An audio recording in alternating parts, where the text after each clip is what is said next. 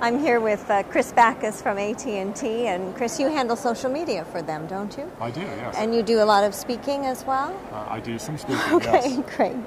And I wanted to talk to you today a little bit about two things. One was you manage social media for big companies, and how is that different from, or is it different from if you're a smaller a social entrepreneur, a solo person? Is it different?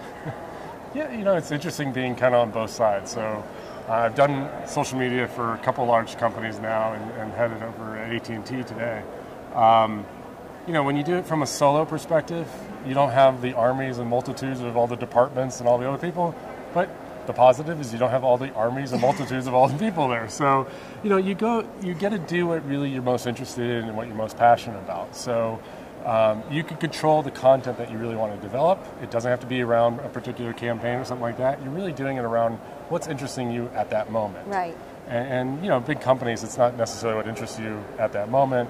There's parts of your jobs that you love to do a lot, and there's other parts of it where it's like, all right, I just got to help kind of facilitate this. It's got to be done. It's got to be done. Yeah. Get through that day. Blogging can be like that too sometimes. Yeah. Well, that's an interesting question. When the muse isn't there, how do you find? I mean, that we keep hearing content. You've got to get the content out. So, any strategies for how you dig down and find that content when you? Yeah. So, a blog I've run for a number of years now is called the automarketingblog.com, and that blog, it's basically following all the automotive brands. And what's great now, because brands are promoting, or whatever passion interest you have, whether it's food or cars or travel or whatever, everyone's got a web page, everyone's got, a CRM kind of email list you could subscribe to, a Twitter feed, whatever it might be.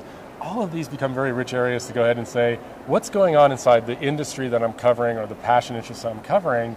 And to be honest, I've never had an issue with content. Oh, great. It's just a question of, getting to it to actually write something intelligent about it and finding the time to write about it. Because a lot of times, especially with blogging, it's certainly for me, it's been more of a hobby than my job, per se.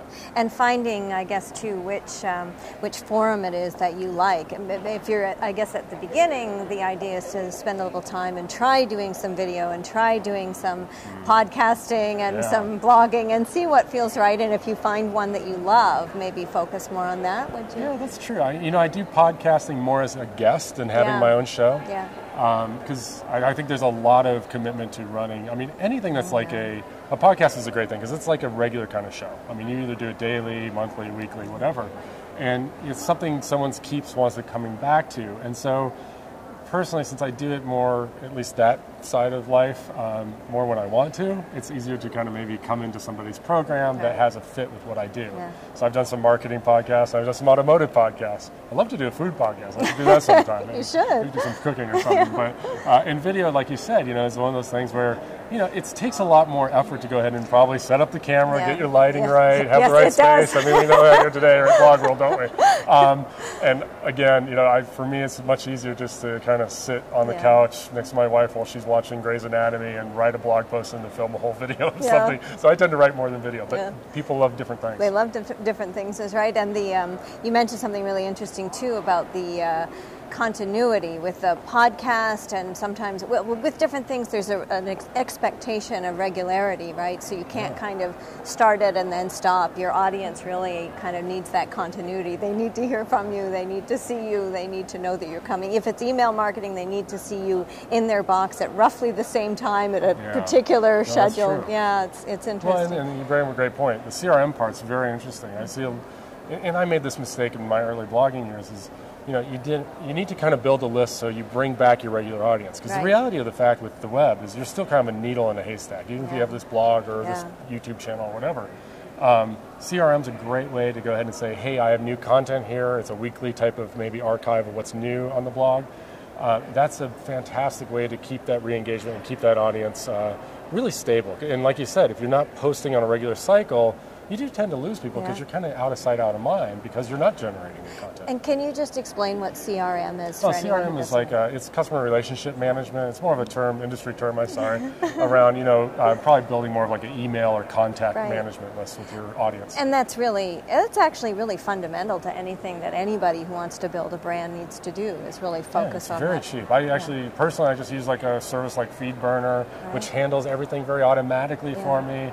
gives the whole subscription thing, and it's a nice, easy plug. And depending on how large your audience is, you start as cheap as like a $3 or $4 a month kind of thing. Yeah. So it's a very low cost, even if you're just starting to build. Low barrier to entry. Yeah, absolutely, exactly. Yeah. And you do focus a lot on relationships. Any tips for building relationships with bloggers? Or? Well, go to events. And you don't have to go to events like Blog World where, you can. Blog World's a wonderful event, but, it's a fairly high cost, or you might not be in the local area or whatever. Right. My guess is that you're probably maybe a local social media club that is in your area. There's certainly a lot of the marketing organizations, a lot of the trade or industry organizations. Those are great places to go ahead and build certainly your local relationships and start getting to know other people that do similar things that you do. That's so true. It's even your competitors are no longer your enemies. It's really looking for collaborators and partners, and it's a new strategic way of thinking. It's an interesting time to be doing business. It's a great time that way. Yeah, absolutely. Thank you very much. Hey, appreciate thanks, it. Great to meet you.